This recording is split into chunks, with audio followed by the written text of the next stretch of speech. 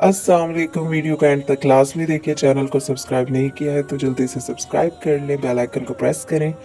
कारून और इसका खजाना और इसका अंजाम। कुरान मजीद में इरशाद बारी ताला है, बेशक कारून मूसा अलैहिस्सलाम की कौम से था, फिर इसने बगावत की और हमने इसको इतने खजाने दिए जिनकी कुंजियाँ एक ताकतवर जमात पर भारी थी। कारून हजरत मूसा अलैहिस्सलाम के चचा यसर का बेटा था। बहुत ही शकील और खूबसूरत आदमी था, इसलिए लोग उसके हुस्न जमाल से मुतासिर होकर उसको मुनव्वर कहा करते थे। इसके साथ साथ उसमें यह कमाल भी था कि वो बनी इसराइल में तौरात का बहुत बड़ा आलिम और बहुत ही मुल्निसार व बाइखलाक इंसान था, और लोग उसका बहुत ही अदब एहतराम करते थे। लेकिन बेशुमार दौलत उसके हाथ में आते ही उसके हालात में एकदम तगय्युर पैदा हो गया और सामरी की तरह मुनाफिक होकर हज़रत मूसा अलैहिस्सलाम का बहुत बड़ा दुश्मन हो गया और आला दर्जे का मुतकब्बिर और मगरूर हो गया। जब ज़कात का हुक्म नाजिल हुआ तो उसने हज़रत मूसा अलैहिस्सलाम के रूबरू ये अहद किया कि वो अपने तमाम मालों में से 1000वां हिस्सा ज़कात निकालेगा।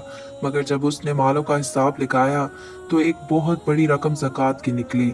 ये देखकर उस पर एकदम हिर्स व बख़ल का भूत सवार हो गया और ना सिर्फ ज़कात का मुनकिर हुआ, यहाँ तक कि हज़रत मूसा अलैहिस्सलाम से लोगों को बरगज़िश्ता करने के लिए उस खबीस ने ये गंदी और घिनौनी चाल चली कि एक औरत को बहुत ज़्यादा माल और दौलत देकर आमादा कर लिया कि वो आप पर बदकारी का इल्ज़ाम लगाए। चुनाचा ऐन उस वक्त जबकि हज़रत मूसा अलैहिस्सलाम बहस फरमा रहे थे, कारून ने आपको टोका कि फ़लानी औरत से आपने बदकारी की है। हज़रत मूसा अलैहिस्सलाम ने फरमाया कि उस औरत को मेरे सामने लाओ।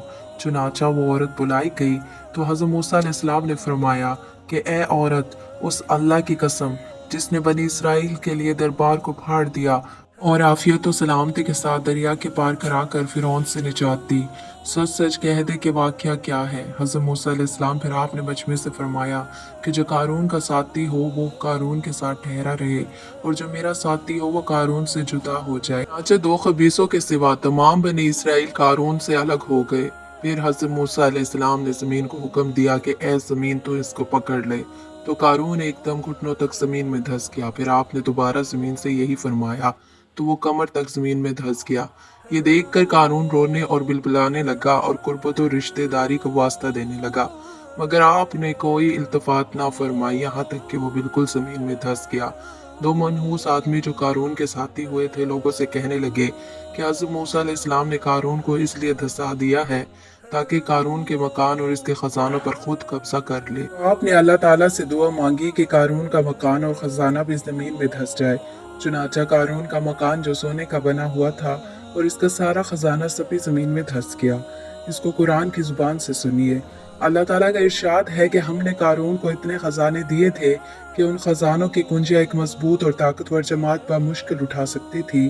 कुरान मजीद में है कि बेशक कारून मूसा की कौम से था, फिर इसने कौम पर ज्यादती की और हमने इसको इतने खजाने दिए जिनकी कुंजियाँ एक ताकतवर जमात पर भारी थी। हज़रत मूसा अलैहिस्सलाम की नसीहत। हज़रत मूसा अलैहिस्सलाम ने कारून को जो नसीहत फरमाई वो ये है कि जिसको कुरान मजीद ने बयान फरमाया है, इसी खैर ख्वाही वाली नसीहत को सुनकर कारून हज़रत मूसा अलैहिस्सलाम का दुश्मन हो गया।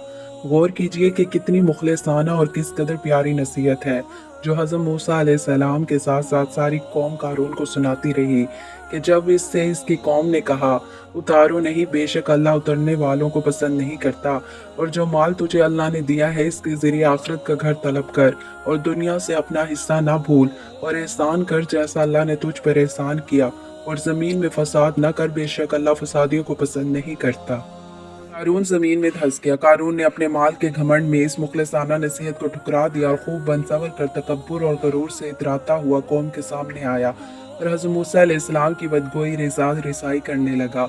इसका नतीजा क्या हुआ, इसको कुरान की जुबान से सुनिए और खुदा की इस काहिराना गिरफ्त पर खौफ इलाही से थरथराते रहिए। अल्लाहु अकबर।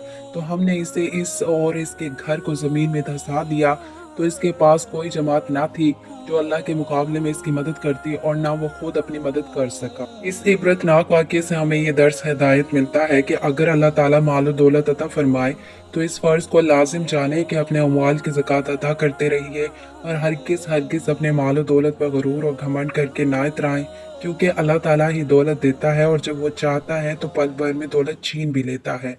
हर वक्त इसका ध्यान रखते हुए तवाज़ु और इनकिसारी की आदत रखें और हरगिज़ कभी अनबिया औलिया व सालिहीन के इज़हार सानी व बदगोई ना करें कि इन मकबूलान बारगाह इलाही की दुआ और बद्दुआ से वो हो जाया करता है जिसका लोग तसव्वुर और ख्याल भी नहीं कर सकते। वीडियो अच्छी लगी हो तो चैनल को सब्सक्राइब करें, वीडियो को लाइक करें, बेल आइकन को प्रेस करें ताकि हमारी लेटेस्ट आने वाली वीडियो सबसे पहले आप तक पहुंचे।